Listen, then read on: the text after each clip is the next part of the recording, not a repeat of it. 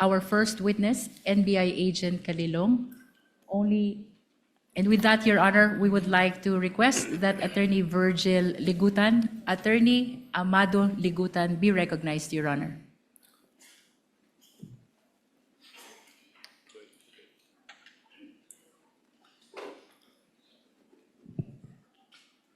For the record, Attorney Ligutan will be representing the Council for Prosecutors, and on the part of the respondent, it will be Attorney Narvasa.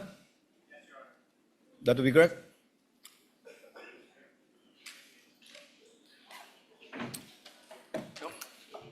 By the way, while we're Yes, Your waiting Honor. for the witness, Attorney Narvasa, if you recall yesterday, Attorney Ligutan, in response to a question by a senator judge,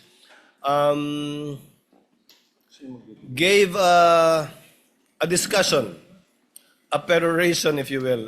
But yesterday I said we will be giving counsel the same opportunity.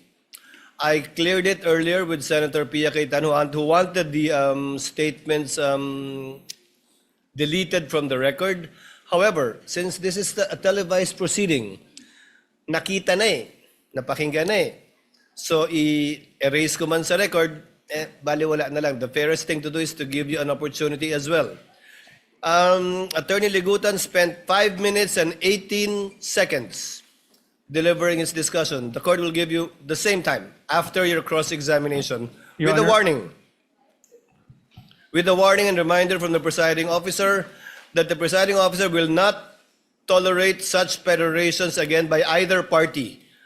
Even if it is in response to a question of a senator judge, and the presiding officer will try to remind as best we can senator judges to let the witnesses present the evidence of both parties instead of the counsels presenting both facts and law through their statements. Senator Judge Cayetano, Alan. I'd like to thank the presiding officer for prudence, for wisdom in trying to resolve this issue. And I do understand that we are 24 people, all elected by the people, all wanting justice, all wanting a fair trial. Having said that, prudence dictates that we stop ourselves from asking certain questions that can prejudice the whole trial, whether or not our intention is to do so.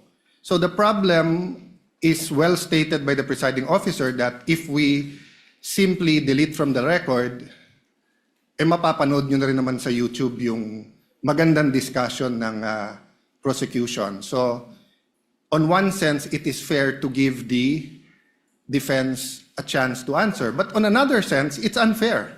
Why? Because whoever phrases the question, lamang na eh. Kasi yung question nga is, why is this an impeachable offense? So for example, if I was the one who stood up yesterday and I asked the prosecution, why is this a political vendetta? And why is the House not investigating the flood control instead of investigating the Vice President? That would be unfair. That would be unfair to the House. That would be unfair to everyone. So simply giving the prosecution the chance to answer that question I asked would be unfair to everyone. So I do not know the solution. I accept the solution of the presiding officer. Now let's not tolerate any more questions like that. I agree with Senator P. I don't like being called out. But that's the role of the presiding officer and the Senate President. No. So sana yun lang, no, na one, when we ask the questions, we'll make sure it doesn't prejudice the whole trial. Whatever we say here, may ma-accuse na lawyering for the prosecution or defense. Okay lang yun. Okay lang yun. Sa prayer nga kahapon, di ba? Basta't justice, bahala na magalit. Okay. But my last point, Mr. President, let's give the defense a little latitude in not only answering that question, but what you want to say. Because nga, the question is unfair. So if you're simply going to answer that question, then it won't solve the problem na nakapagsalita sila 5 minutes, kayo nakapagsalita. So we'll consider, personally, I'll consider the very eloquent answer yesterday as a sort of a closing. So same, personally lang, Mr. Presiding Officer, give the latitude to the defense na parang closing din. whatever, because they have affirmative defenses. And they did not push us to hear that. They went straight to trial. So dun din sa mga nagsasabi na delay sa dami ng objection, that's unfair. No? Let's give everyone latitude here. The same thing, I think, may konting ano sa internet na photocopies are not original and the counsel was simply citing, tama ba? A Supreme Court decision, no? And the rules of court. And the rules Your of court. So I'm just saying it's an emotional issue. So all of us will be hit, badgered, whatever. I think trabaho naman nung witness natin, bantayan yung internet.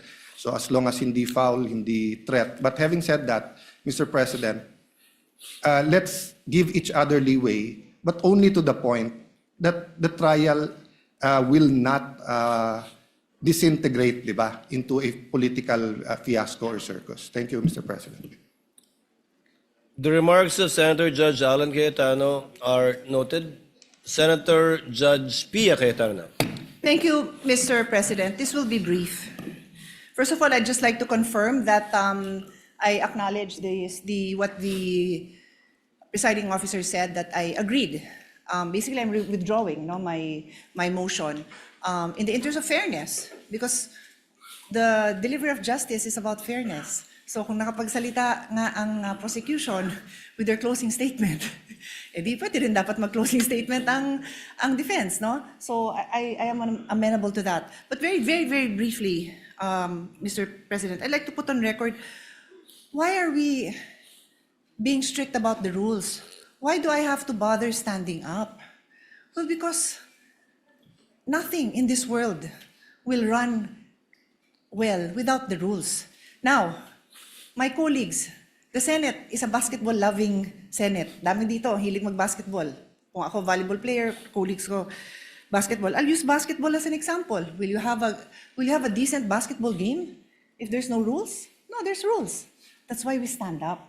And then sometimes there are also opportunities to question the rules. That's also fine. But that's why we have to stand up and call the attention of the presiding officer when we feel that the rules are being violated.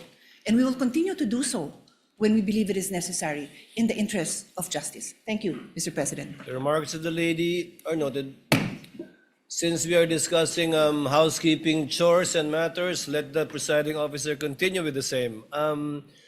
The presiding officer will call for a break midway through in order to afford the parties 15 minutes to relax, go over their notes, and do their thing. In regard to senator judges or counsels for the parties who are not on deck, you're free to answer the call of nature in the least disruptive manner possible and return afterwards outside of the 15 minutes that we will be doing halfway through the proceedings. And finally, a request has been brought to the presiding officer to request as well the senator judges to lower the tone of conversational voices, because I think where you're seated is an echo chamber. Naririnig sa iba't ibang sulok ng plenaryong ito yung mga sinasabi din ninyo, at hindi rin nakakapag-concentrate yung ilan sa ating mga kasama na nakaupo sa paligiran ninyo. Just a reminder, and one last reminder before I recognize counsel for the respondent, Mr. Calilong, you will be testifying once again and will be undergoing cross-examination under the same oath Yes, Your that you Honor. took yesterday. Do you understand that? Yes, Your Honor. Thank you, counsel for respondent, Attorney Narvasa. If you're ready, you may proceed with your cross-examination. Your Honor, may I be allowed to approach a witness? You may do so. Thank you, Your counsel. Honor. Good afternoon, Mr. Calilong. Dr. Nuncio. During your direct examination, you testified that you were trained on photo and video authentication. Yes, sir. You said that you were trained for 2 weeks? Specific for photo and video, sir. Sir, my questions are answerable by yes or a no. Can you Yes, sir. please constrain yourself to these questions, unless I tell you, okay? Objection to that, Your Honor, please. And you got this training Your Honor, from can I Max. object to that? I have to Before make an counsel for objection. respondent proceeds, Counsel for the prosecutor, to let the presiding officer Your Honor. recognize you first. You are so recognized, sir. What is your objection? Thank you so much. Inasmuch as I would like to accommodate the defense that in asking the question that the witness is to be limited to a yes or no question, Your Honor, please. Unfortunately, Your Honor, please, that's not sanctioned in the rules. There's nothing in our rules that would allow a defense to constrain a witness, even on cross-examination, to answer the questions by a yes or no answer. It's not in the rules. So, Your Honor, please, we cannot constrain a witness to answering either a yes or a no. The witness should be able to qualify. The usual answer by the defense is that it could be handled by the prosecution on redirect. But that is not the case, Your Honor, please.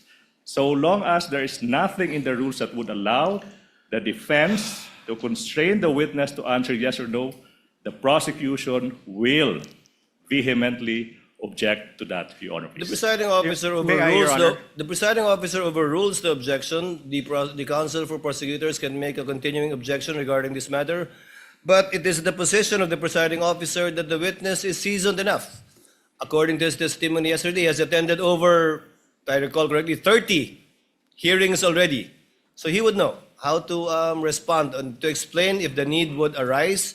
And it's up for counsel for the respondent, if at all, to strike out whatever answers that are not responsive to his question. Counsel for respondent may proceed. Thank We you. would abide, Your Honor, we would abide. Thank you, counsel for the prosecutors. And you testified that you got this training from MaxCore Interventures, Yes, correct? sir. And you said that the training you got from MaxCore Interventures was in digital forensics. Yes, sir. I have with me in articles of Parliament being alluded to by Senator Judge Aquino.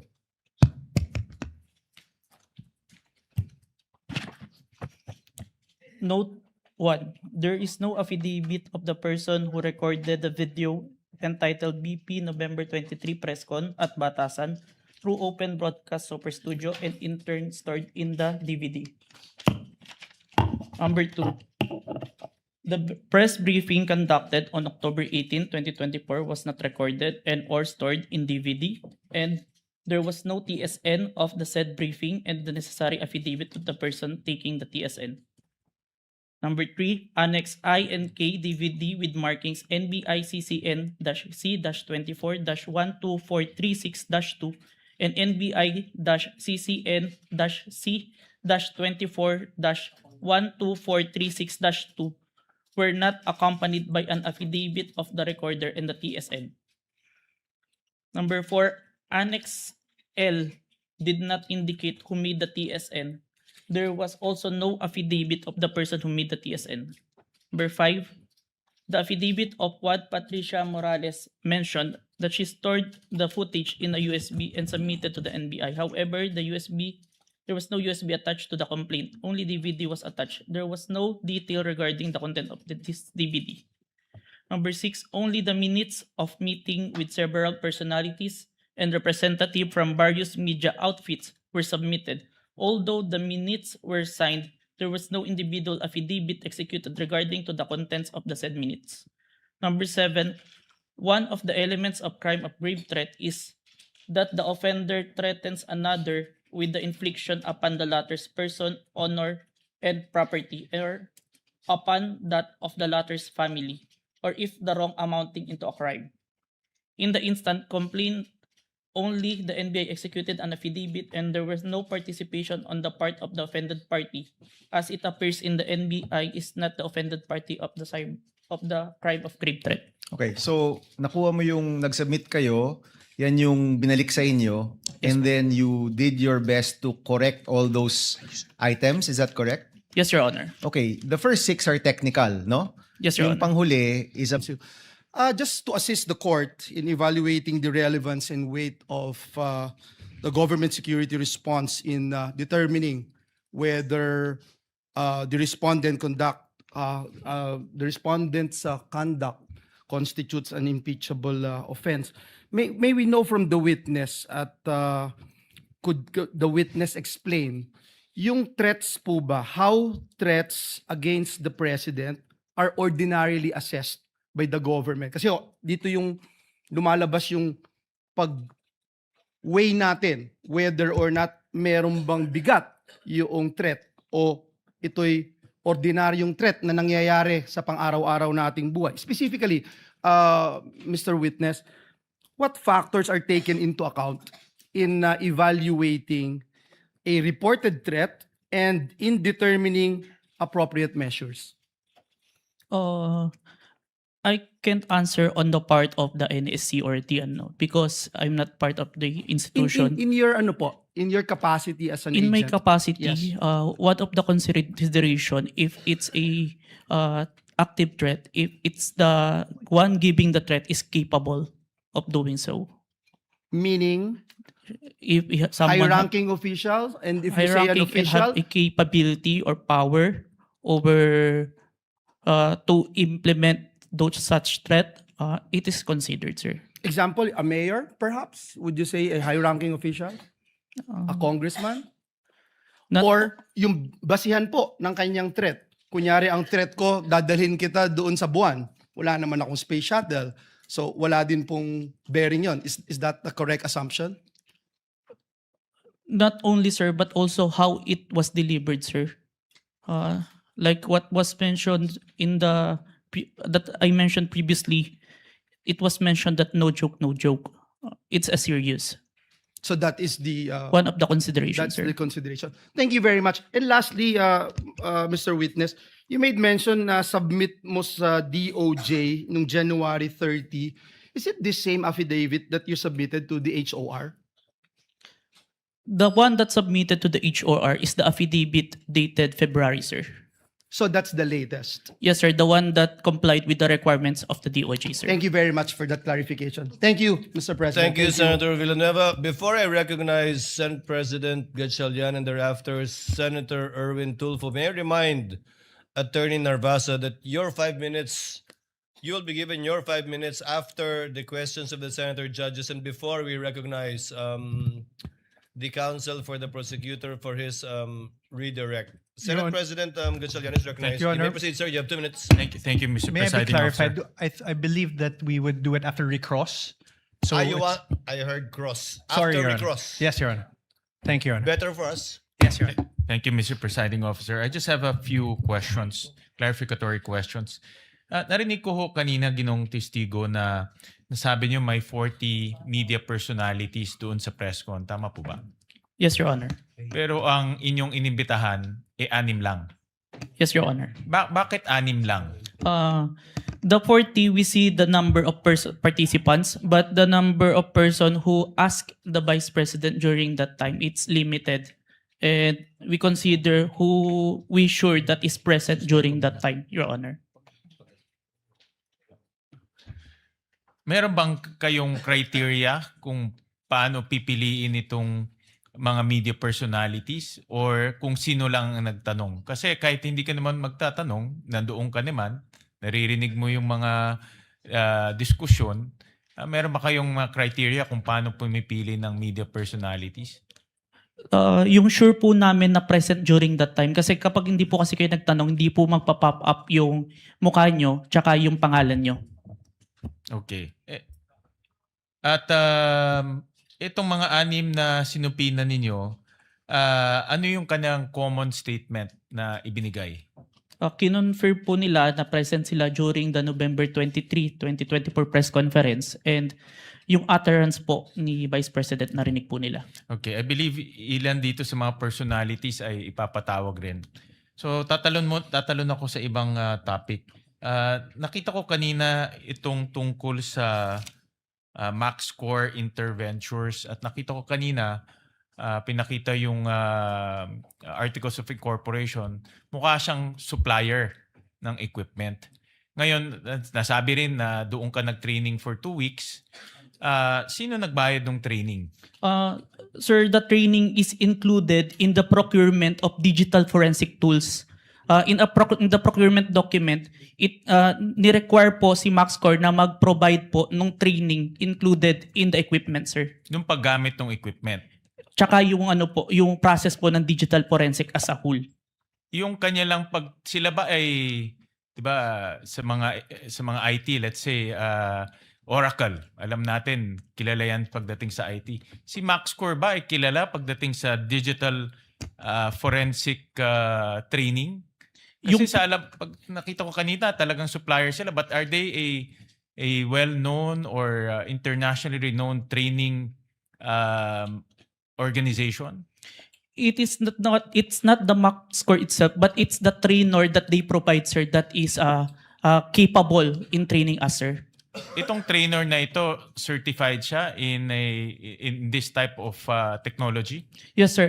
The trainer has a lot of certifications in relation to digital forensics, sir. Can you name a few certification na meron itong trainer na ito? I can't remember, Like, let's sir. say Oracle or let's say Microsoft, di ba? May mga ganyan No, yan. sir. CompTIA, sir. CompTIA training. I believe he also have a certified ethical hacking certification and a lot more, sir. When it was presented to us, sir. All right. So itong mga trainers nito ay certified trainers na pwedeng mag-train sa iyo at magiging certified ka rin. Yes, sir. Initial na akong certificate, sir. Lastly, Mr. Presiding Officer, after training, nakakuha ka ba ng certification na katulad sa kanila?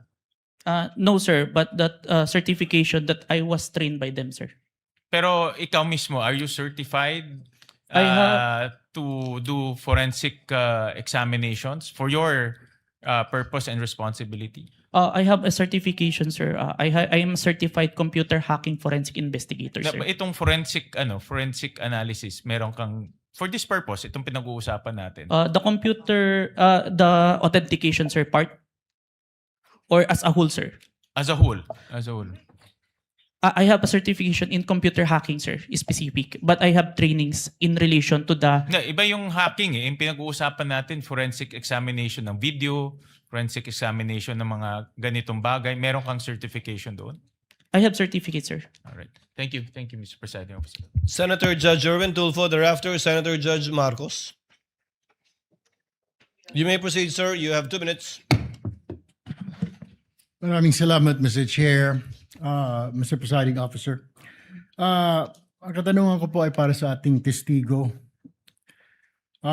Batid ko po na sa ilalim ng Republic Act 10867, sa ilalim po ng Section 4, ang kapangyarihan po ng inyong ahensya na mag-imbestiga kapag ng mga krimen, partikular na... Your Honor. And was this, is there an interagency also or just purely NBI? Don't have personal knowledge. Maybe our chief, sir, has the Okay. knowledge on that, sir. Yes. No, that's all I asked for naman, yung personal knowledge. Yes, Your Honor. So pakiulit mo yung sinabing, how exactly sinabi sa'yo na tignan mo yung video, imbestigahan mo, or may statement? So, To be specific, sir, as far as I remember, may statement si Vice President regarding the November 23 press conference na kung saan may pagbabanta na naganap, Okay. pakiimbestigahan. pakiimbestigahan. So, ganun ka-general. Yes May po. pagbabantang naganap, pakiimbestigahan. Yes po. And you proceeded by watching the video. Yes, Your Honor. And when you watched the video, you got to the part na may pagbabanta. No, Your Honor. I first don't know which part of that. So, you watched the whole video, of course. First, the clippings, Your Honor. Okay. Then, I look for the whole video, Your Honor. Then you watched the whole video. Yes, Your Honor. And thank you for your honesty. So after the clipping, tapos the whole video, what did you do next? You reported or you made your recommendations? I don't understand the process lang kasi. Upon identifying the whole video, I informed my executive officer that I identified the video, Your Honor.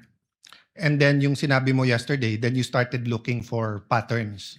That's why you looked at yung dating mga video ni Vice President. Yes, Your Honor. So you started investigating the threat against the President, the First Lady, and the former Speaker of the House. Yes, Your Honor. Did you investigate the threat against the Vice President? We tried, Your Honor. How did you try? It is included in our letter to the Vice President, Your Honor. That's why we were inviting her to proceed to our office to investigate the threats to her life, Your Honor. How about the vlogger who asked her about Oplan or whatever they call that Romanov? Did you invite them? Yes, Your Honor. And did they testify?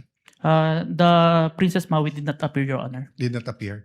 Did you also look for previous videos that are threatening to the Vice President? We look on the Romanov part, Your Honor. Okay. But we identify a different person who first mentioned the Romanov, Your Honor. Did you coordinate with the PSG? I have no personal knowledge, Your Honor. You yourself? Yes, Your Honor. Maybe our chief, Your Honor. Yeah. But you are aware that the primary responsibility of protecting both the President and the Vice President is the PSG? Yes, Your Honor. So isn't it fair to say that any investigation against a threat to the first family, the President or the Vice President, you would normally ask the PSG if they received any threat? I have no personal knowledge, Your Honor. No, I'm asking, hindi ba normal sa investigation kung sino yung primary agency na taga-protekta na lumalaban dun sa threat ay tatanungin natin? Yes, Your Honor. So bakit hindi tinanong ng NBI ang PSG? Or in your case, why didn't you ask the PSG?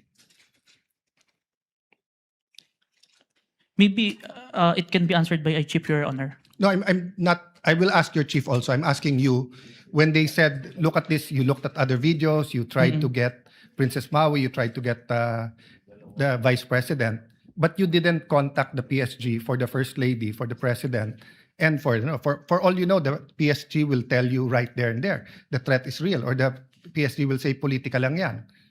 Diba? Both the Vice President and the President are protected by the PSG. So why wasn't so nakalimutan lang or wala sa procedure nyo or Your Honor, there is already a statement from the National Security Council, Your Honor, that it is an active threat, Your Honor. That's why we start investigation. Yes, and the primary group that will know if it's an active threat is the PSG. So if this was the United States, it will be the Secret Service. So whether the FBI or the CIA, state troopers, the federal marshals, kung sino man mag-iimbestiga, parati nilang tatanungin yung Secret Service. So I'm just curious why we did not ask the PSG input. Kindly wind up, Senator Cayetano. Senator Okay. George Cayetano. So my last question is, how did you characterize the threat of the Vice President to the President? Given that ang exact words niya, huwag kang mag-alala ma'am sa security ko kasi may kinausap na akong tao, sinabi ko sa kanya, kapag pinatay ako. So that I'll be fair to you and not vague, no? Did that phrase, kapag pinatay ako, have any bearing in your investigation? Yes, Your Honor. And what was that bearing or thoughts in your mind? First of all po, dun sa statement, may nakausap na po. It already took place before pa yung mangyari yung meeting. And nung Excuse condition, me, I'm not talking about yung may kinausap na para pumatay. Ang sinasabi ko yung sinabi niya na pag pinatay ako. yes, Your Honor. How did that affect your investigation? There is a condition na kapag pinatay siya. But as we can see, it's only applicable if there is only two parties. The statement make a loophole wherein a third party can use that na kapag namatay si BP, ma-execute ngayon yung statement ni BP na may nakausap na siya without the participation of the one mentioned, the President, the First Lady, and the Speaker of the House, Your Honor. That's fair. But what I'm saying is that in your reports, did you characterize it as a conditional threat? Kasi kung hindi naman siya pinatay, the logical implication is that there's no threat against the... So I'm not saying it's not illegal, immoral to contract a killer. I'm just trying to follow the logic na pag sinabi kong pakukulong kita, Mr. Witness, pag nagsinungaling ka under oath, then it's actually not a threat. It's a legal... I'm just telling you the law, di ba? Pero Yes, pag sinabi kong pag hindi ka sumunod sa akin, anuin kita. So that's my last question lang. So how did you characterize that? It wasn't a conditional in your mind because may kinausap na? Even with or without, sir, it's still considered a threat as long as the I person... have no doubt there. I'm just asking, is it a conditional threat?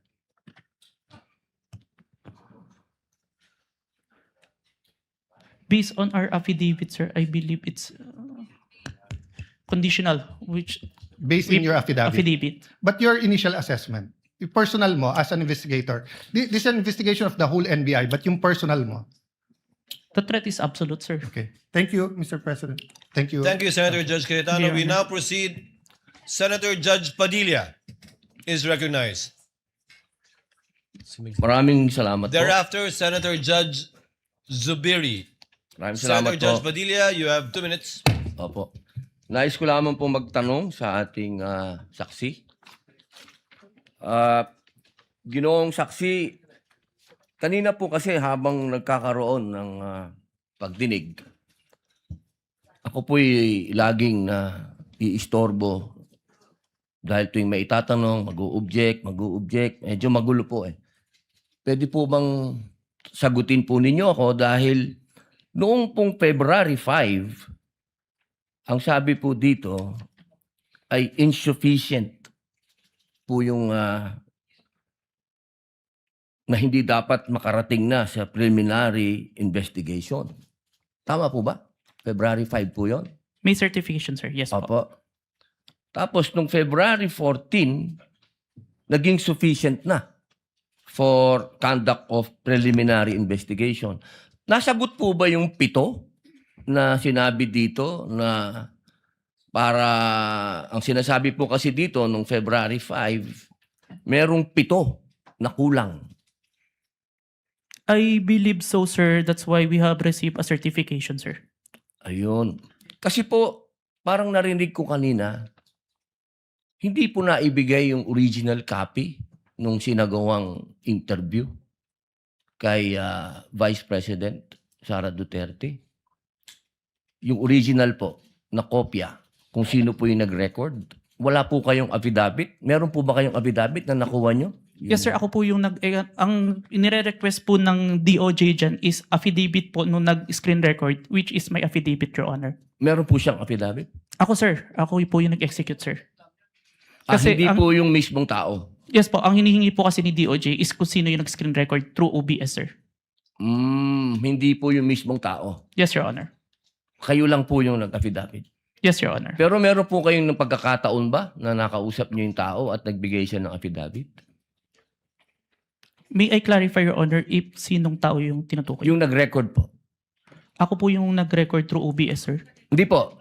Yung mismong nag-record po kay Inday sa Vice President. Nakausap niyo po ba? Yung raw file po. Kasi napakahalaga po nun. Kasi doon po natin malalaman kung original ba o hindi. The video itself, sir, is publicly available. That's why I performed the recording, sir. Opo. Pakisagot na lang po, mahal na saksi, kung nakuha niyo po ba yung original. Yung original, hindi po yung galing sa internet. The original, no, sir. Yun lamang po. Maraming salamat po. Thank you, Senator Judge Padilla. Senator Judge Zubiri, you are recognized, sir. You have 2 minutes. Maraming salamat to our presiding officer. Magandang hapon po, Sir Witness. Good afternoon, Your Honor. Good afternoon. Gusto ko lang magtanong, clarificatory questions lang po ito. Dito ba sa ating bansa, dahil tinatanong ko po ito sa inyo, dahil kayo po investigating body, sa ating bansa, meron bang specific law pagdating sa mga banta sa Pangulo, Pangalawang Pangulo at kanyang mga successors? Or yan ba'y pasok lang sa grave threats, which is applied sa lahat? Applicable sa lahat ng tao? Based on my personal knowledge, sir, it's only on the grave threat, Your Honor. Which is applied to everyone, if I'm not mistaken. No? Kasi sa batas sa Amerika, sa Estados Unidos, meron pong tinatawag na number 18 under the United States Code, Section 871. There is a specific law na pinagbabawal po itong mga threats to the President, Vice President, and its successors. May jail time po ito at may fine na malaki. As a matter of fact, dito sa panahon ni Pangulong Trump, marami na po silang kinasuhan at hinabla at napasok sa kulungan dahil sa paglabag nitong batas na ito. At Secret Service po ang sumasagawa ng investigasyon. Sa atin ba dito, ang NBI ba ang nabigyan po ng kapangyarihan para gawin itong investigasyon under your new NBI code? Under our law, sir, the new NBI law, included po yung investigation to the threats to the life of the President, the Vice President, the Speaker, the Senate President, and the Supreme Court, sir. So, klaro na kayo, nasa kapangyarihan ninyo. Kasi hindi pwede sa Presidential Security Group. Hindi katulad sa Estados Unidos, yung Secret Service ang talagang nanguhuli at nag-imbestiga. Sa atin dito sa Pilipinas, ang NBI po ang nangunguna sa investigasyon. Tama po ba yan o mali? It is within our law, sir. Okay. And this is just food for thought because not only are we senator judges, we're also legislators. It may be time that we also craft a law that will be specific on threats made to the President, Vice President, and its successors, meaning the Senate President, the Speaker of the House, and the Supreme Court Chief Justice. Sa Amerika kasi, sa batas po nila, and I'll just wrap up, the defendant, to secure conviction, the defendant communicated a threat. The defendant understood and intended the statement as a true threat. Hindi po niya sinabi joke only in the end. And pangatlo, the defendant knowingly and willfully makes the threat. So just food for thought as legislators as well. So maraming salamat po, Mr. President. Thank you, Senator Judge Zubiri. We now proceed to where we left off. I believe that was the redirect of the counsel for the prosecutor. Just out of curiosity, without any pressure, because I promised I would declare a break somewhere in between. Depending on how long your redirect and recross would be, I can call the break after the recross and the statement of the counsel for respondent, so that we break on a good point before we call on the last witness for today. Yes, counsel for the prosecutors. As to the question, if the prosecution will do the direct examination, The redirect. Kung mahaba-haba sorry, pa the yung redirect examination after the cross-examination of the defense, the prosecution decides not to conduct a redirect, Your Honor, please. Thank you, counsel for the prosecutor. Counsel for the respondent, do you want to begin to utilize your time now? Your Honor, I will turn over the mic to my co-counsel. He will also be the cross-examiner for the next witness. But Your Honor, please, sorry. May I make a manifestation, Your Honor, please, before we proceed, Your Honor, please?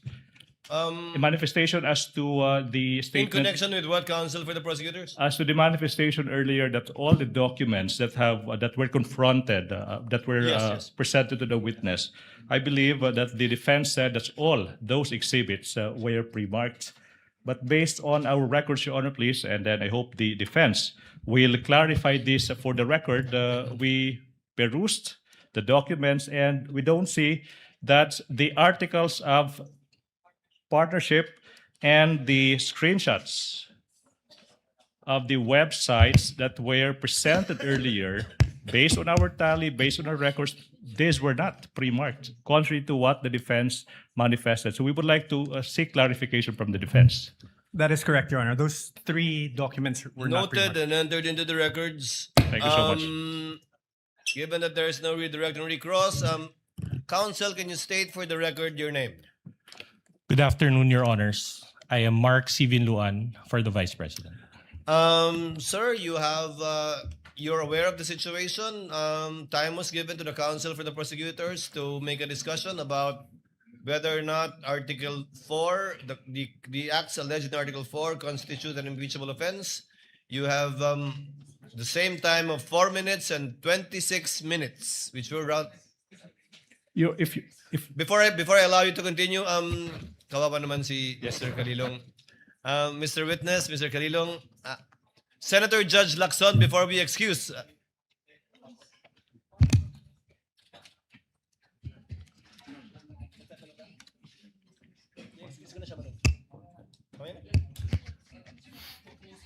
Senator Judge Soto is recognized. Sir, what is your pleasure, sir?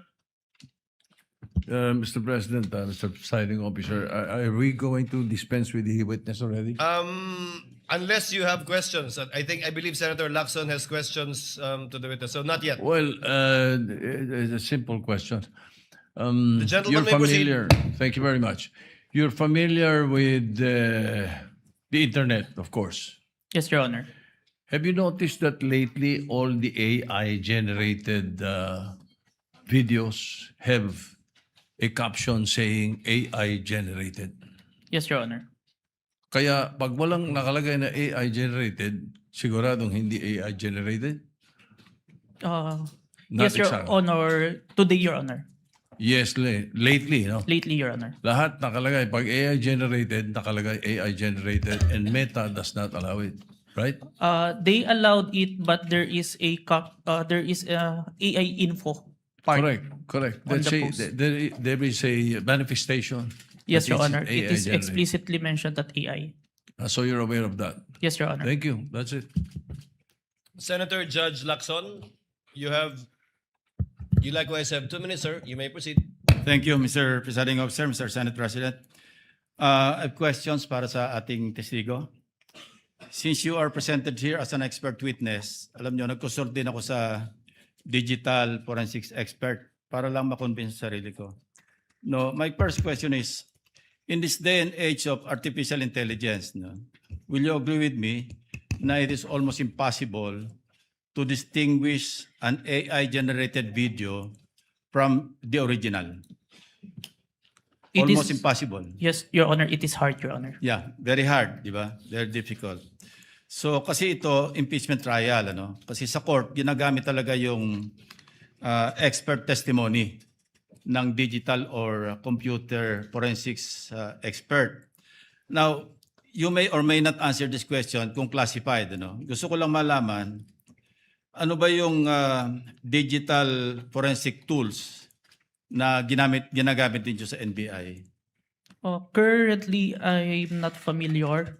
But during the time na nandun po ako sa Digital Forensic Laboratory Division, meron kaming NCase Forensic, Celebrite, and Amped Authenticate, sir. Amped Authenticate, sir. Ang balita ko, yung AMP5 or AMP Authenticate, di ba? Amped Authenticate, sir. Ito yung ginagamit ninyo. Ito, capable ito na magsagawa ng reverse image, a photo or video, di ba? Yes, Your Honor. Okay. Ito ba yung ginamit mo? For this part, Your Honor, the OBS only, Your Honor. Bakit hindi nyo ginamit ito? The duration is too large, Your Honor, the 2 hours. And the Amped Authenticate can only detect if there is a inconsistent FPS, Your Honor.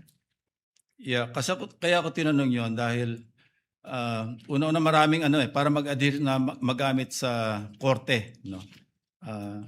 Likewise sa impeachment court.